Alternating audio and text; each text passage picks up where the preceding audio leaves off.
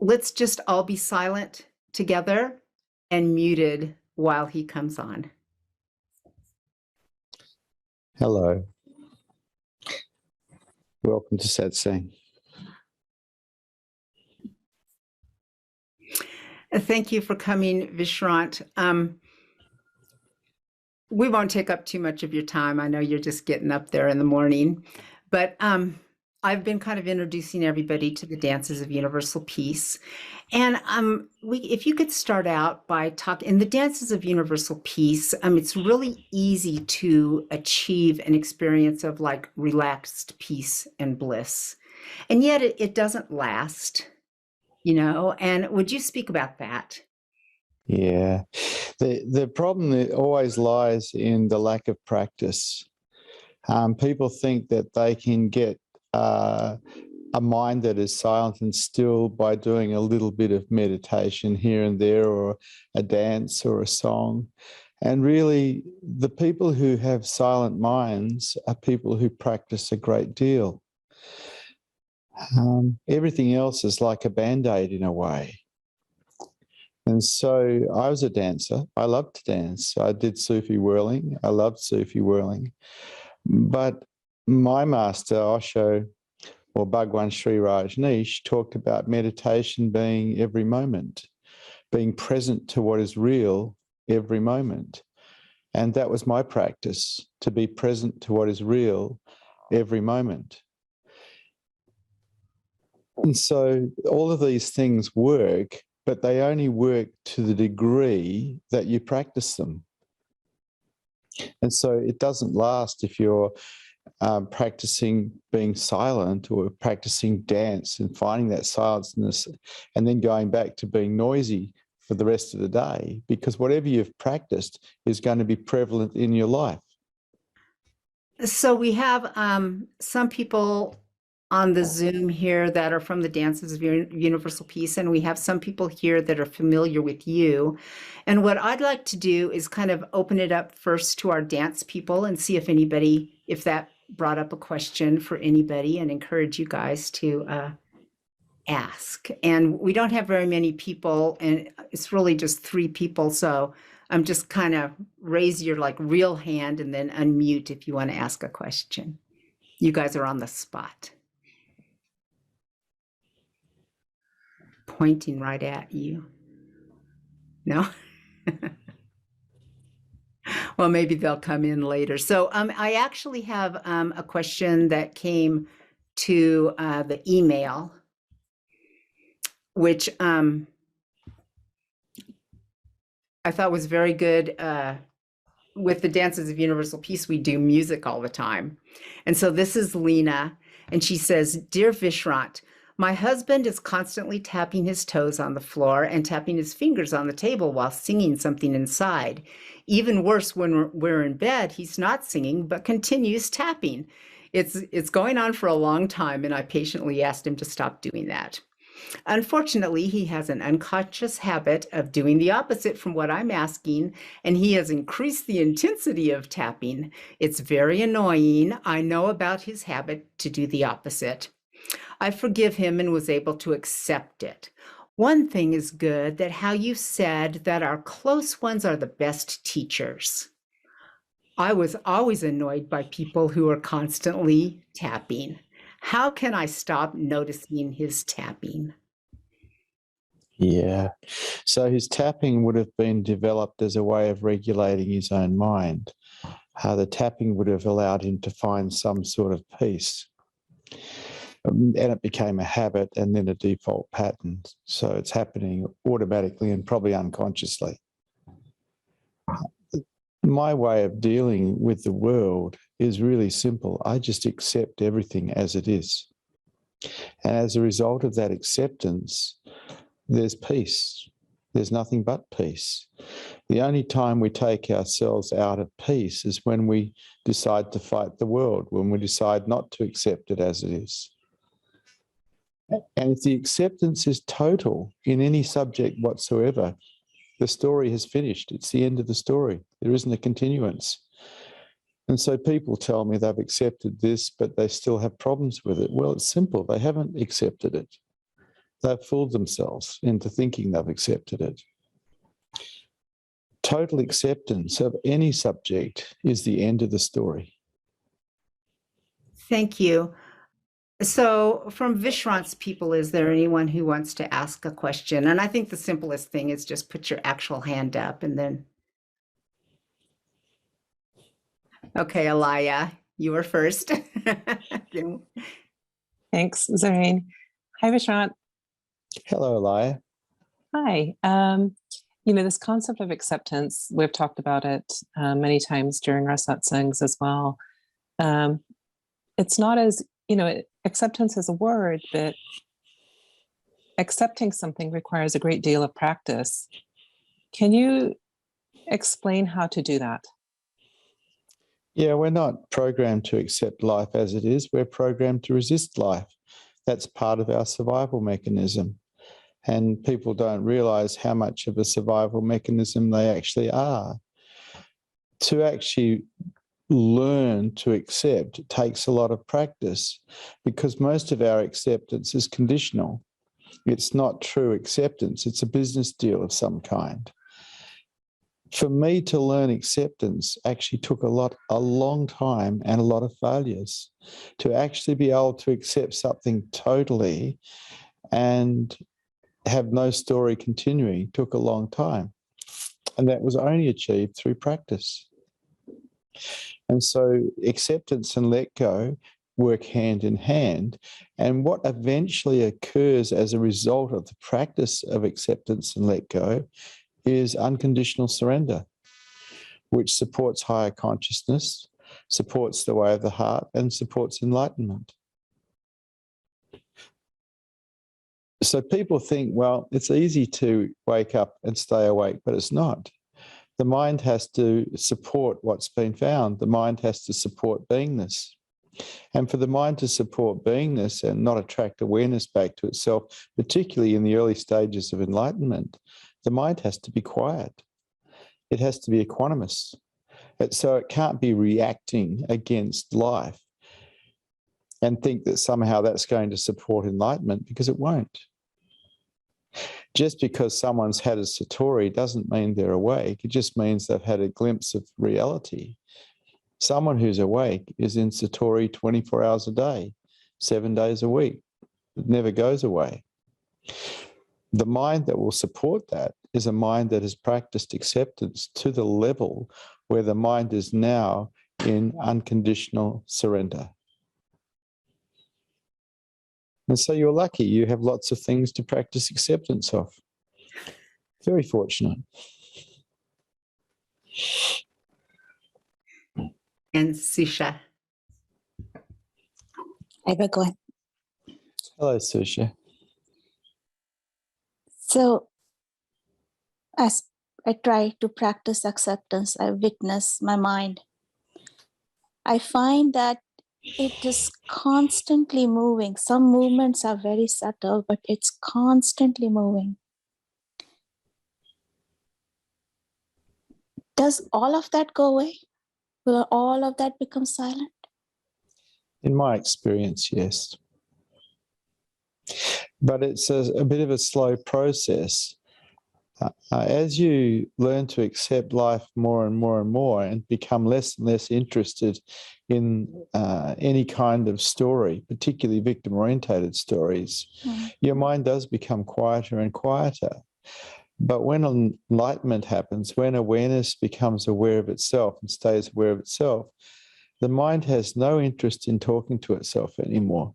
It just rests in beingness, in profound contentment for no reason. And so the mind goes very, very quiet.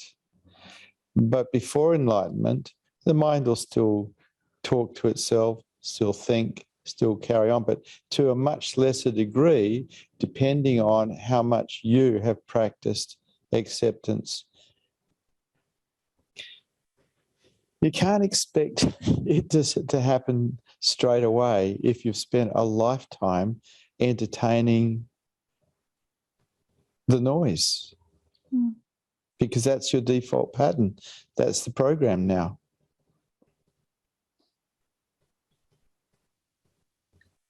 I feel like something is leaving me and there's a let go happening and my whole body is hurting.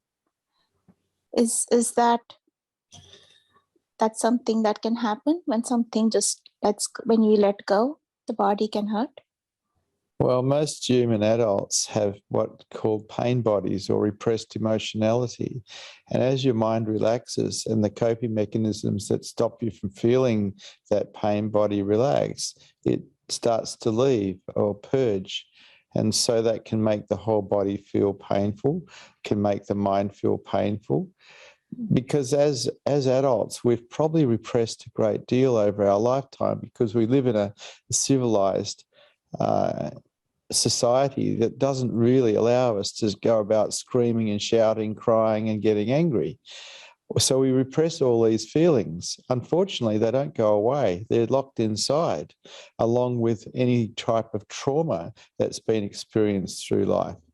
But as you get closer and closer to higher consciousness, all the coping mechanisms that hold that stuff down evaporate and it all comes out.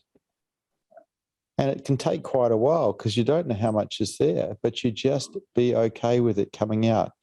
You be tenderly okay with whatever appears. Okay. Thank you. Okay, Sisha.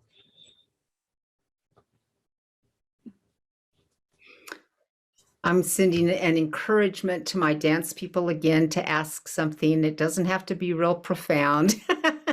We're not used to asking questions. So I'm used to answering them. I've been holding satsang for 22 years here in Perth, West Australia. we have Well, basically satsang means association with truth. And when you come and sit with someone who's awake, they have a field of energy which is called a Buddha field. And that's the association because that is the same field experienced externally that is inside. It is silent, it is still, and it is expansive. And so one of the ways to enlightenment is to sit in that field and let go. And that's actually what occurred to me. I spent as much time as I could with my awakened teachers. And one day I found I was nothing. But I was also everything. But there was no sense of an I left. There was nobody here anymore. Just space. Because the one that thinks it's I is not real. Without imagination, it can't actually exist. And if you try to find it, you'll never find it because it's not there. It lives in a kind of an idea of time based on a past that doesn't exist anymore and a future that doesn't exist because it's imagined. Take away your imagination, and who are you really?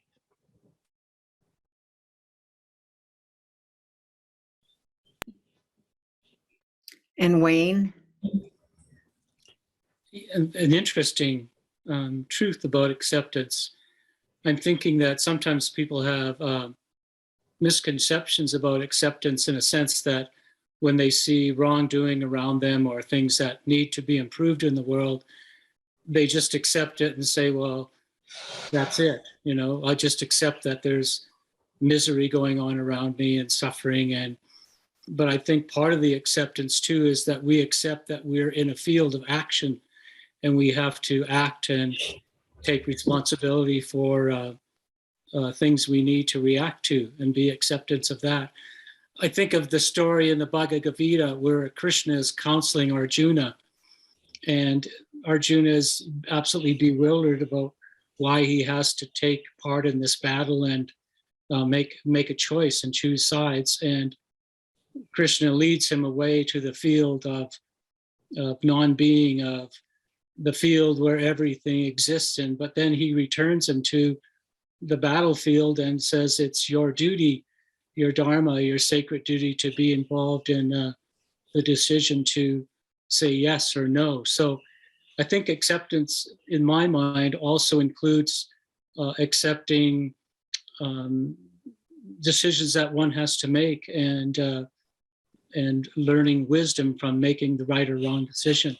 I guess I'm thinking if you're a parent, you don't accept every action that your child goes about, but you do accept the responsibility as God's representative on earth to try with all your wisdom to help guide and bring that child to a more enlightened being so that they can continue with their life too. So yeah, this it's an interesting understanding about acceptance, because I think there's some mis kind of interpretations of what it means. Because Absolutely. accepting that you have an ego, accepting that you think that Absolutely. it's a big If you that's a don't, big thing.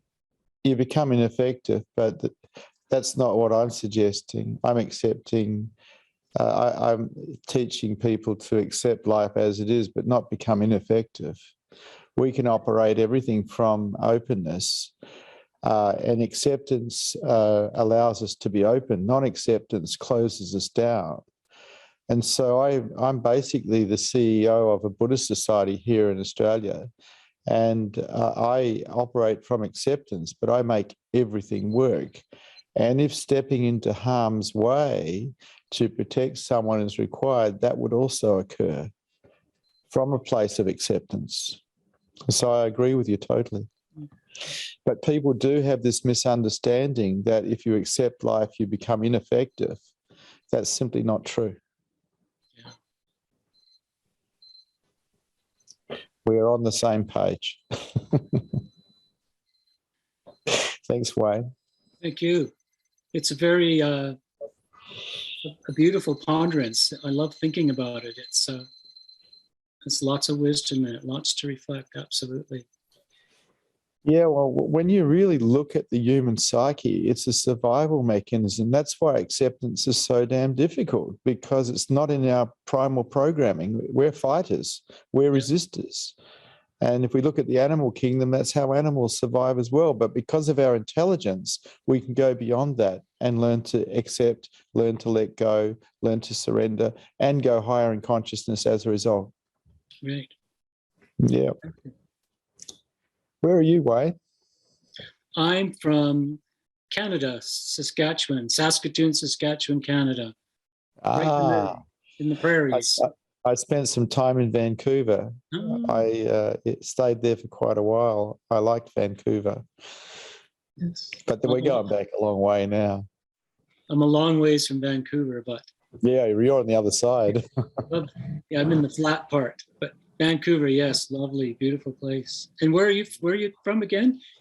I'm in Australia. Perth, West Australia, and I'm a hillbilly. I live in the hills. What's your weather like now? Right now it's cold outside. You guys deal in Fahrenheit, but we're about 8 degrees Celsius, which is pretty cold for us here because we don't have the snow here. We don't go below zero very often, if ever. But we're just in the change of seasons, and the skies are currently blue, which is nice. Yeah, it's Australia is and where I live is so lovely because we live on the state forest here. So we get all the animals coming through, the kangaroos, the possums, the snakes, all sorts of different animals, even wild pigs come through. And it's just a delight to live up here with all the different birds and the different types of flowers. And this is one of the places in the world where there's not too many people. So it's a good place to come and hang out. You're very welcome. I'd love to someday. Yeah, a long flight, that's for sure. It is a long flight. I've done it many times actually. I used to travel the world quite a lot, and Canada was a destination that I enjoyed immensely. So this winter, how was your heat in Australia? Did you have a lot of? Is the weather changing like it is in most parts of the world? In the summer, we've had a lot of floods we've had unusual floods on our east coast, not so much where I live because I'm on the west coast, but on the east coast, we've had what they call 100-year floods, and they've had like 3 of them in a row this year. And so there's something happening with the weather here. It's understood it's probably to do with climate change, but it's wiping people out. It's wiping crops out. It's nasty. Where I live, we haven't had too many problems yet. Anyway, I live too far above the water line to get flooded out. I'm in the hills. Yeah. But, you know, I think climate change is a real thing. I think it's affecting our country and causing a lot of suffering, making the insurance companies feel very nervous.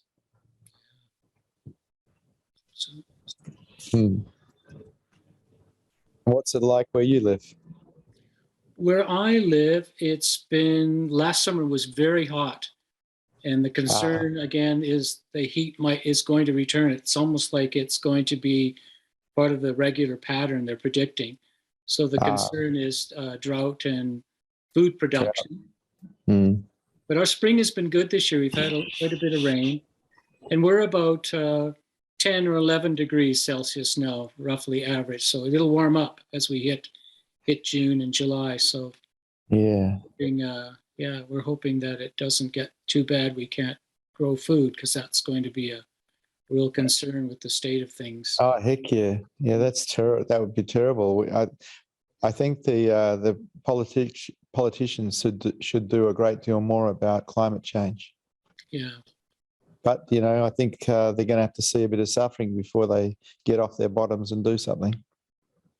Yeah, I agree. I think Mother Nature is going to speak first. She's already speaking, and I think so too. We seem to have a hard time getting embodied into the spirit of nature and listening to make the corrections. And so, yeah, I don't see the immediate future as being one that's going to be comfortable. I think we've got some hard lessons. I hate to sound so negative, but I think it's pulling the world.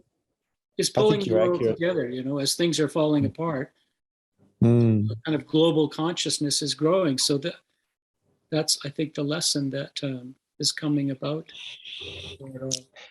I believe so too. Yeah. I think the suffering of the people will bring about the change. Yeah, I agree. Yeah. Oh, well, this is the world we live in. One must accept it. That's right. If one wants peace. Well, what did Rumi say? If you're irritated by every rub, how will you expect to be polished? Ah, yeah, really. So you can apply that to the whole planet at the moment. I love Rumi. I'm fortunate because on Facebook I get a lot of Rumi quotes sent to me, because somehow I've liked all the right people who put them out. So I get a lot of Rumi quotes.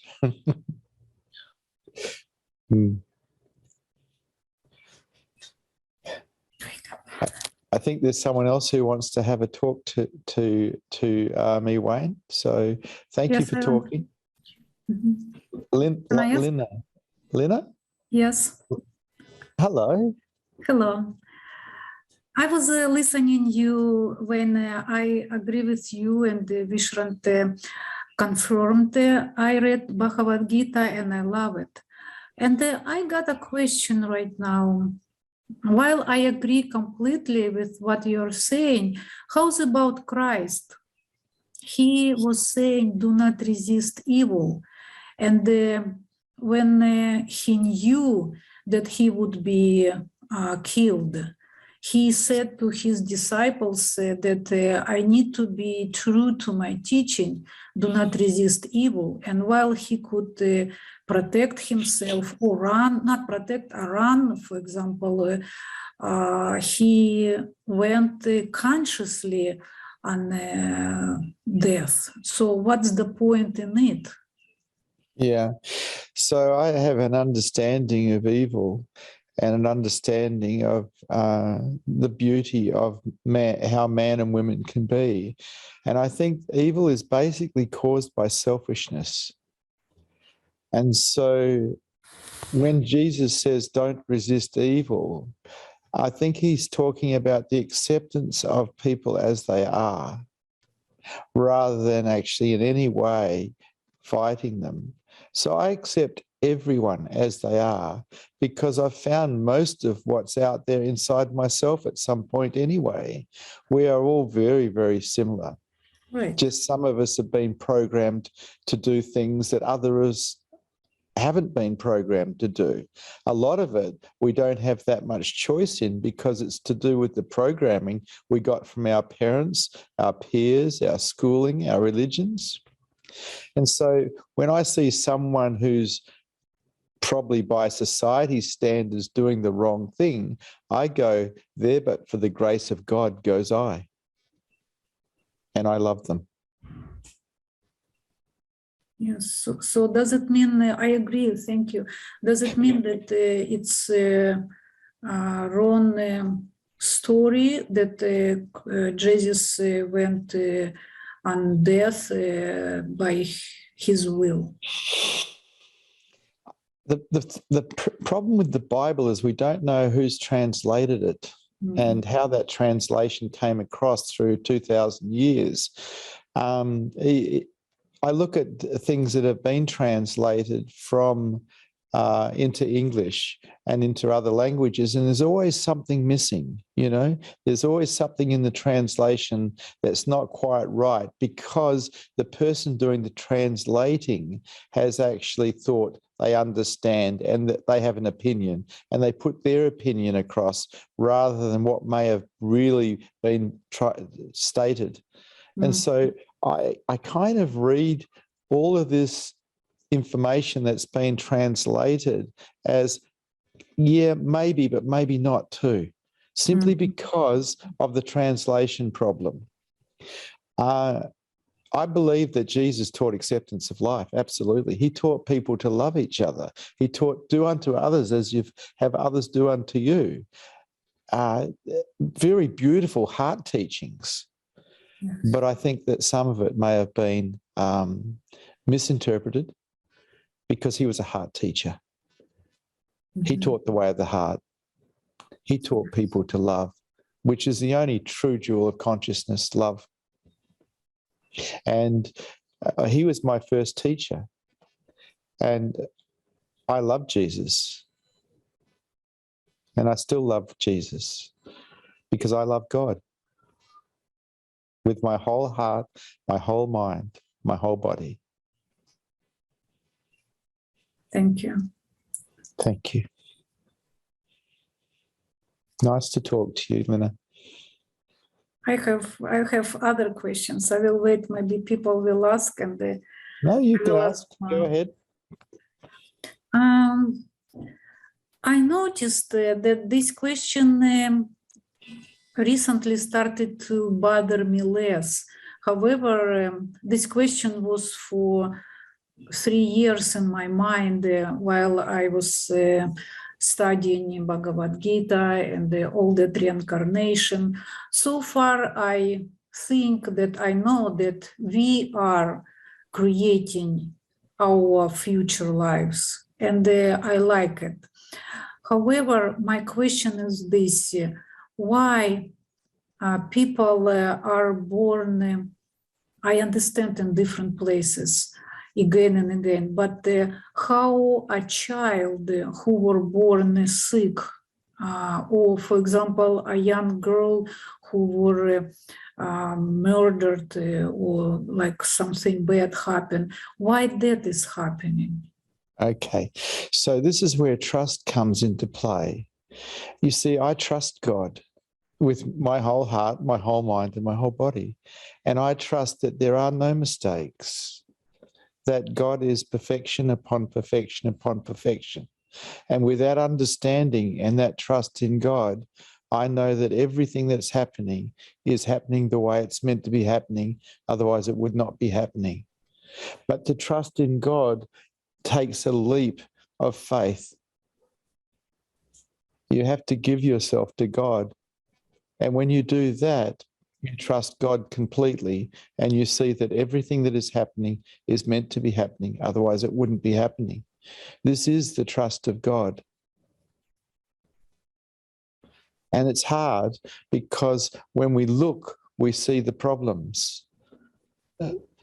But I trust in God totally. Like Rumi, I gave myself to God completely, unconditionally.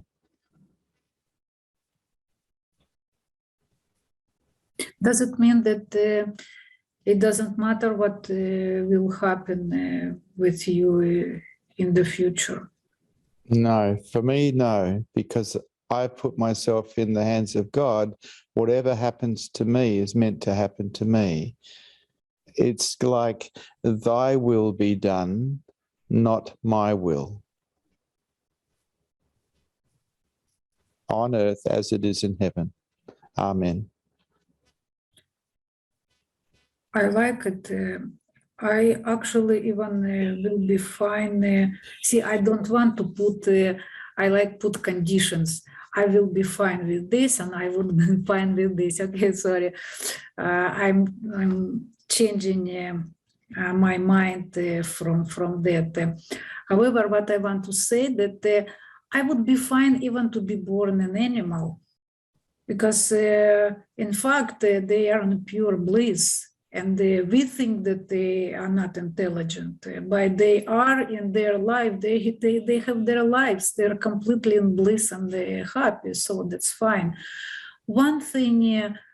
Why people are going through physical pain? I don't mean just some sickness. I mean some actual violence when innocent people are going through physical pain, like in wars or some violent people would do. What is this for?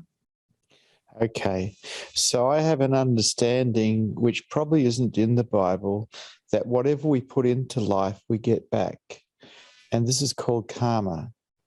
And I understand that everybody is getting exactly what they deserve continually. This is the understanding of karma. And this is a hard one to get as a Christian, because as a Christian, we believe that we've only ever been born once. But I started remembering my past lives when I was 10 years old, and I've been here at least 100 times. And every bit of karma that I've produced through my actions throughout those lifetimes has come back, the good and the bad. And this is another reason that I understand that everything is perfect. I don't see mistakes because I have a clear, direct understanding and knowing that karma exists, and that whatever we've put into whatever life, it comes back to us. Is any other places exist?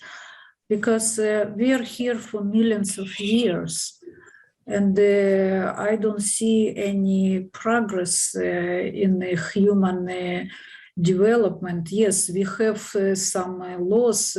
We don't have crucifixion right now, and the people are happy to see it. Good for us. However, for millions of years, it should be some better progress, but how we were envy, greedy. Right now, war is going. I still cannot believe in Ukraine. And all that violence, like in the middle time.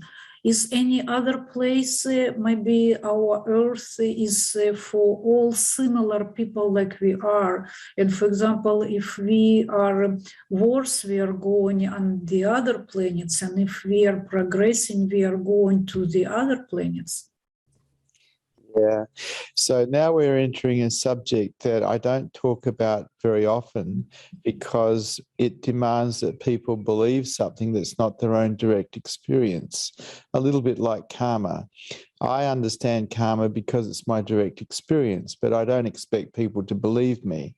I like people to investigate for themselves and find out for themselves. So it's their own direct knowing, their own direct experience.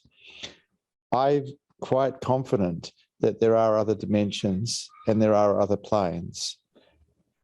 Because before I came to this plane, about 10,000 years ago, I came from another plane, and I remember that plane also.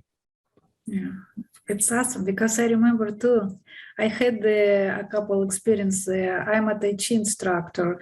Right now, I don't do it, but 5 years ago, I was doing Qigong a lot, and I got visions. And yes, they were so clear that you cannot misunderstand them. They're like flash and you don't think about it. But during the time, I kind of started to doubt what was it. But whatever I hear that, it's coming to me right back. Yeah. Yes. Thank you for supporting that. I saw a great deal when I used to stand like a tree for hours and hours and hours in Qigong. I was Because a tree. I was also a was a tree. Oh my God. I was meditating. And suddenly, I never to tell almost to anybody, only to my close one. I will do it a couple of minutes. Can I say it? Yeah. I feel so honored. I was sitting and meditating, and suddenly, from absolutely nowhere, I started to feel immense joy. And I couldn't understand where is the joy. And then I started to feel like my hands, my palms, not palms, my fingers and my legs with toes grow, like completely grow. And from that growing, I felt joy. And I was completely confused there, and I opened my eyes, and of course it was gone. But I couldn't believe what is that, and only after who I am, and I understood I'm a tree. The answer will come right away. So now I know, guys, what I want to share with you. Probably, Vishrant, you were sharing, yeah, but everything in the world has joy. Plants, they have joy just from growing. Otherwise, why they would do it? Animals also have joy, pure joy. Joy and love go hand in hand. Yes. Joy and love.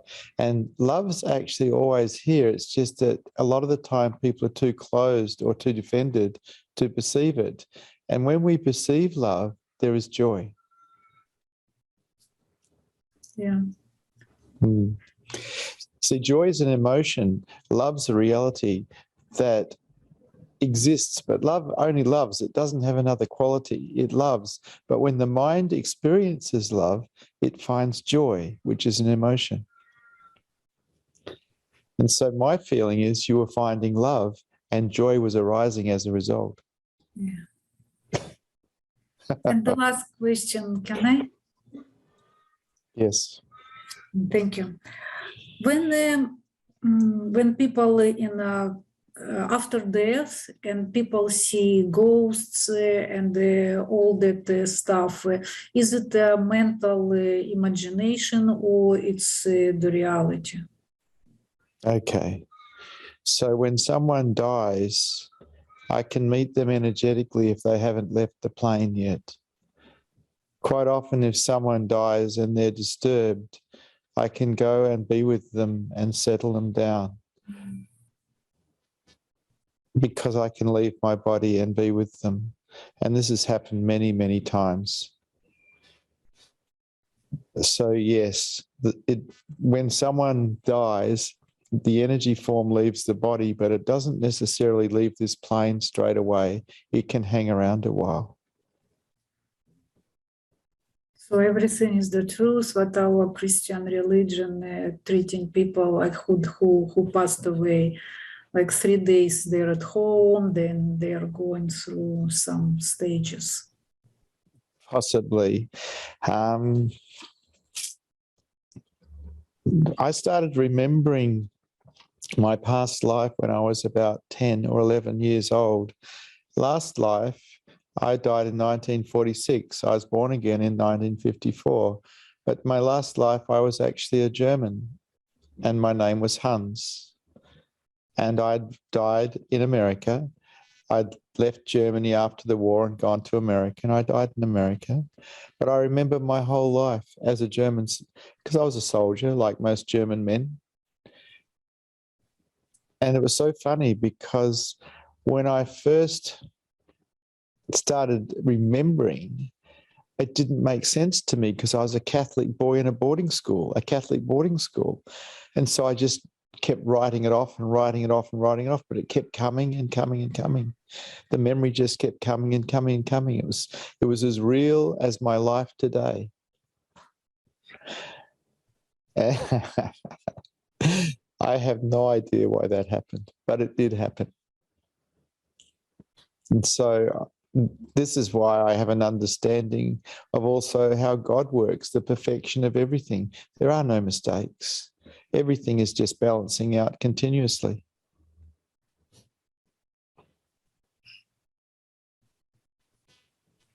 I'm not interested in another life. I guess I need to be enlightened, then I will have some choice. Well, if you're enlightened, what happens is the thing that comes back, which is the I, comes back in essence. If you become enlightened, that dies in enlightenment. When awareness becomes aware of itself, the I drops completely. Like from my perspective, there's nobody talking here. There's talking, but there's nobody talking. There's no identification here. That died 22 years ago.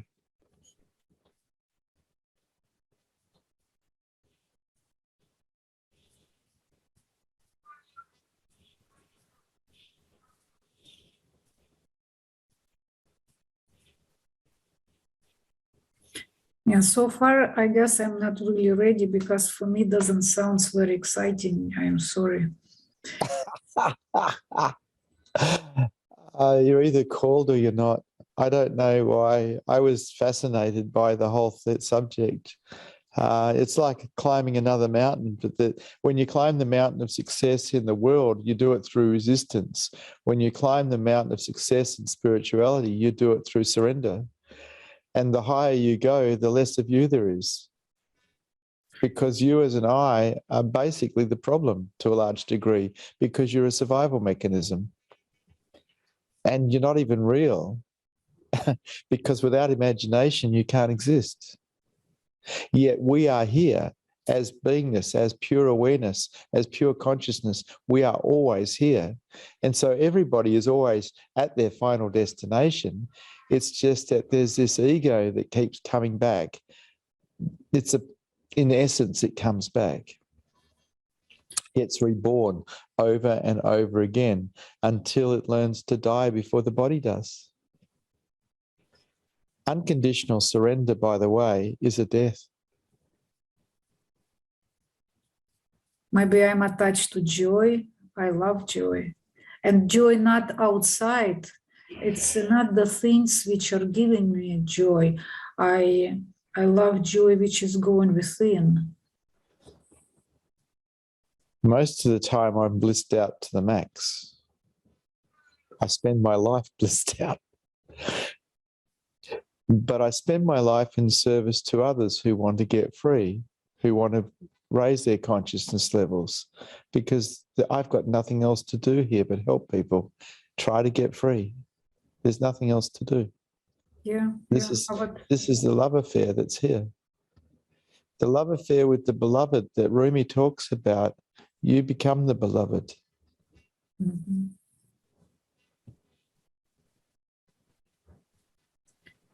And how do you see your future life? I don't have one. I have a now. Yes, that I understand. Will you be reborn or will I you go to other planets? I don't have a future. I don't even have a later after this. I have a now with you. This is the only time that's real. This time, right now. The past is gone, the future's imagined. I have a now, and I'm with you now.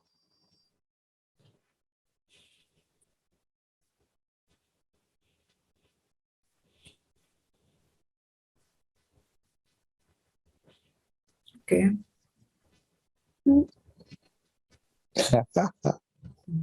And from my perspective, it's always an adventure, always. And so my adventure in the now is talking to you. This is my adventure, and I love it.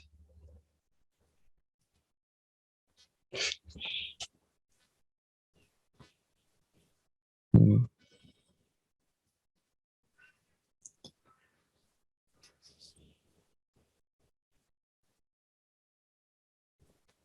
No, again, for complete sureness, the more we are higher, and what do I mean higher?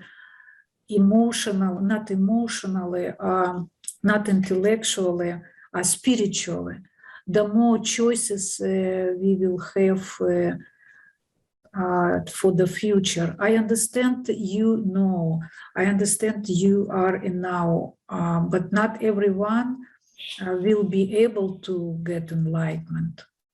But No, we are on our spiritual path and way.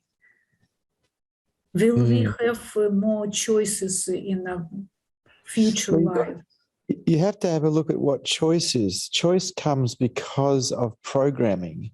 The mind is simply a computer, really, and it's programmed to behave in a certain way. The problem lies in that we never programmed it. It was programmed by our genetics, our parents, our schooling, our government, our religion, our peers. We never really programmed ourselves. And so every decision we make, every choice we make is made on programming that we never put in. So what choice do we really have? If we're trying to claim choice, what choice do we really have if we didn't program ourselves? Beautifully said. Exactly what I was wondering.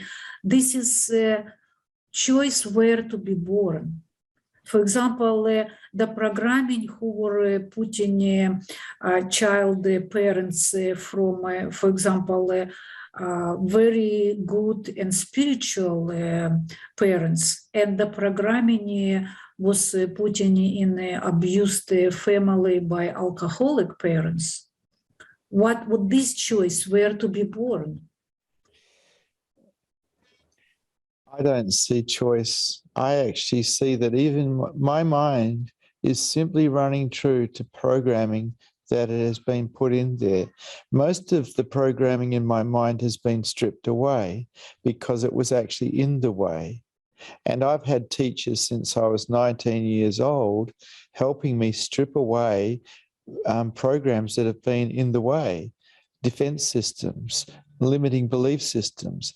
Anything that was in the way has been stripped out of the way so freedom could be achieved. Anything that gets you stuck, anything that gets you into contraction or resistance is actually in the way of higher consciousness. Yeah, you mean everybody will come in his her time when they will start to grow spiritually. I don't know. One of the things that you discover as you become more conscious is you don't know. You really Yeah, don't know. become comfortable with I don't know. I don't know. I don't know. I know that. I don't know. That's good. Yeah, become comfortable. I love it. It's better than false knowledge. The collection of knowledge is actually a booby prize. What works is practice, whether it's Sufism, Buddhism, Hinduism, following Jesus, whatever, it's practice that works. The collection of knowledge is a booby prize. It actually doesn't make you more conscious. It doesn't heal a wound of the heart. It doesn't enlighten you. It just makes you knowledgeable.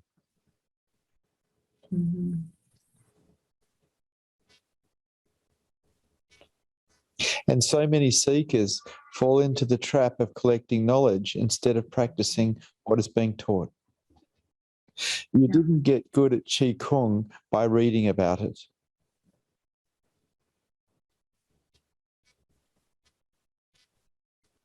Yes. Thank you so much. Lovely to talk to you. Thank you. How do you say your name, Lina? Yes. Okay.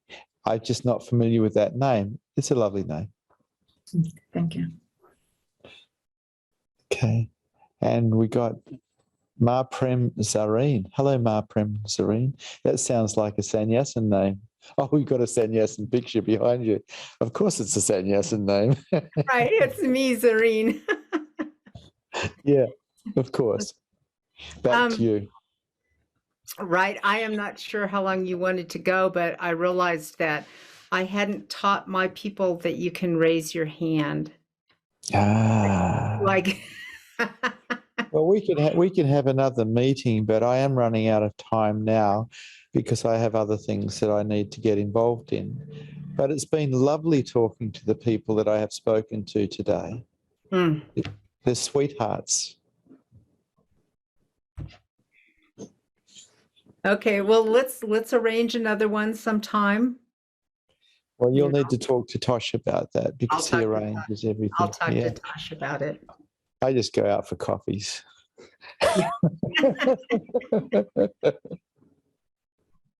Nice talking to you, Serene. Thank you so much. I'm going to sign off now. Goodbye, everybody. Thank you for satsang. Thank you.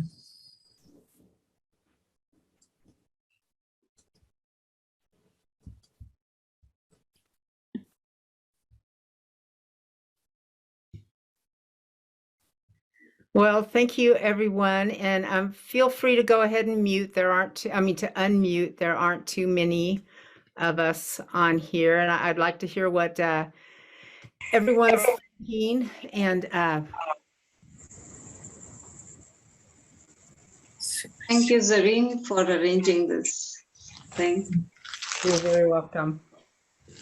And thank you, everybody. It was great to join a few of your sessions, and I will definitely keep in touch and hope to drop in from time to time. Thank you very much. Fabulous. Goodbye. Bye. Thank you. Thank you, Bye, Maria. everyone. Beautiful, beautiful singing. That was beautiful listening to you, your questions, Lina. It's a good Thank way you. to start, isn't it?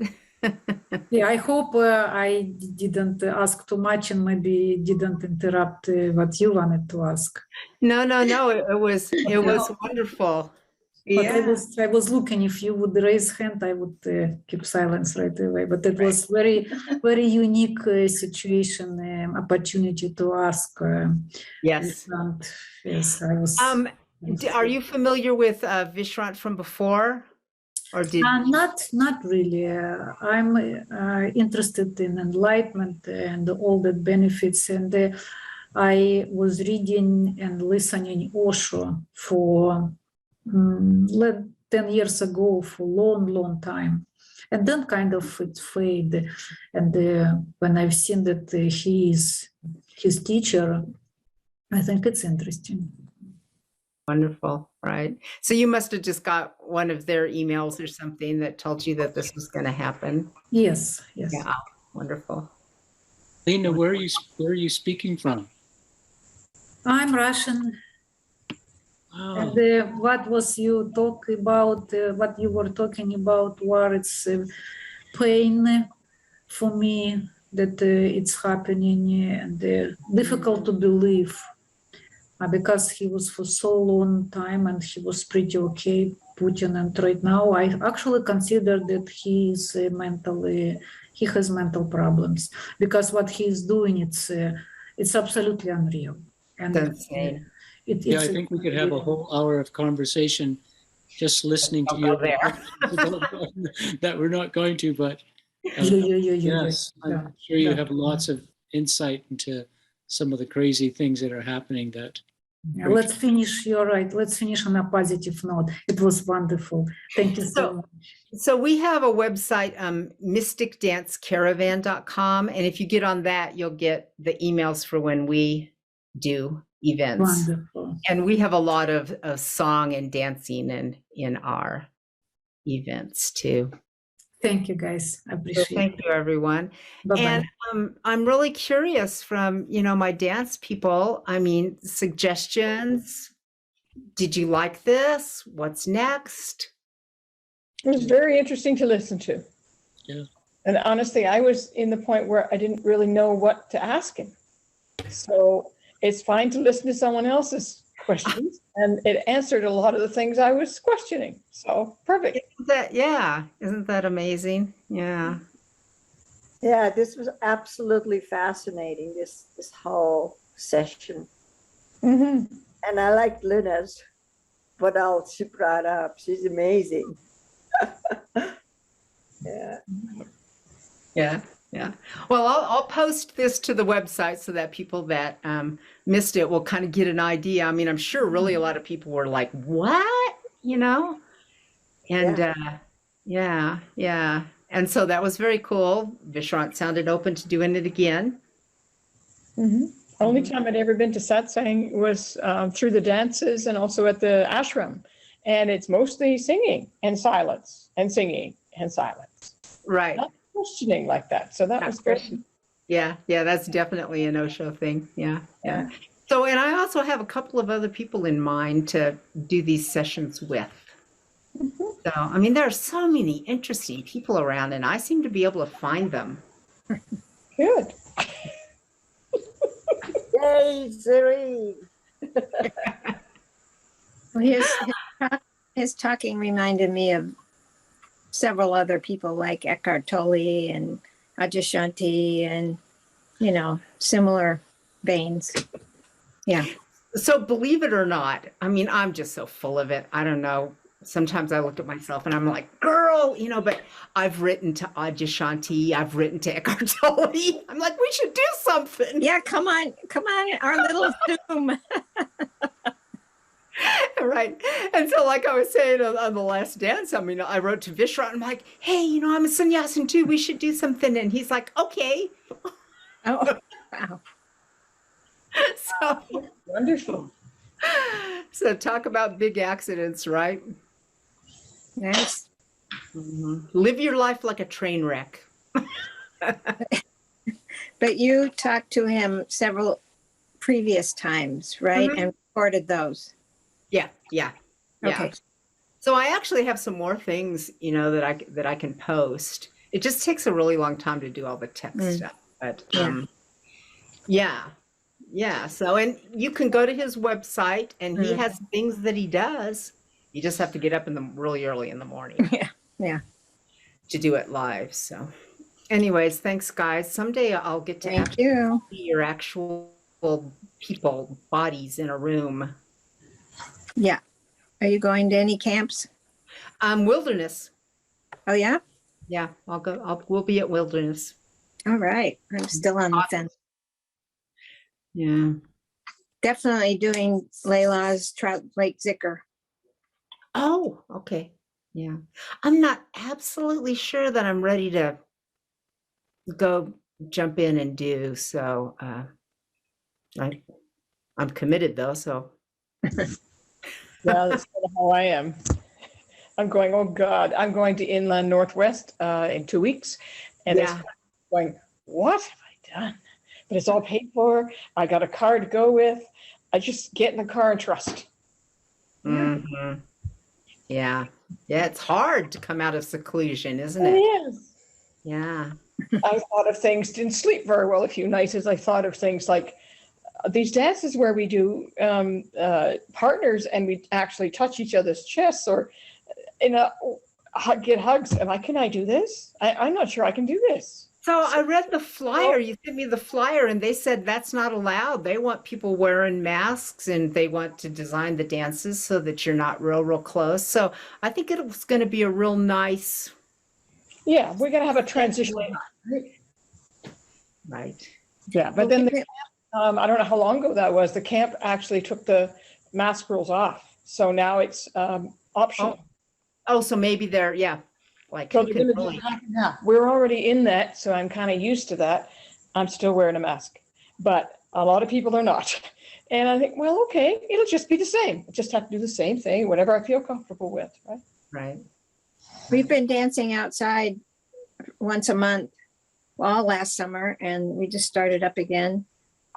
We did April and May, and we had 30 people, and some people wear masks, some people don't, and we didn't have enough space to really be 6 feet apart. And one woman did teach a dance with holding hands, and then partway through, everybody some people that didn't want to hold hands said, and then everybody stopped holding hands, and we never touched when we had partners.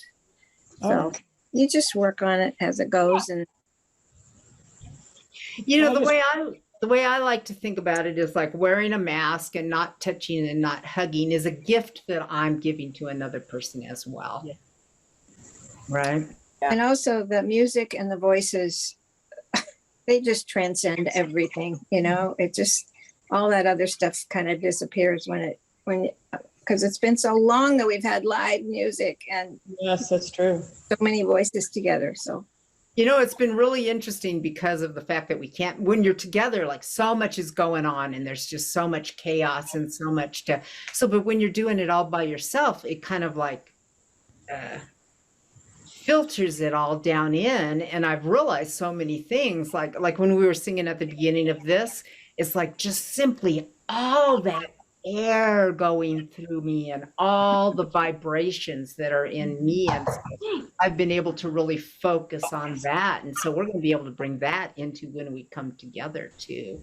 yeah. So. Yeah. Anyway, I love you guys. Love you. Serene. Miss you. We should probably let everybody go and we will see you someday. Yeah. There is a big advantage to Zoom, though. We're from all over. I know. Great. And was that cool? The 2 different communities? Yes. Yeah. Yeah. Yeah, this is amazing. That was very, very We're cool. very lucky to have that.